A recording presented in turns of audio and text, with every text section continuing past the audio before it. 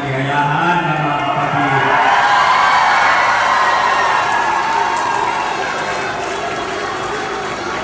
Kahit saan makarating, talaga naman, ang hindi ng mga kapatid, yung kanilang mga mukha, napakaliwanas, para bang talagang napakagandang ng buhay sa GI.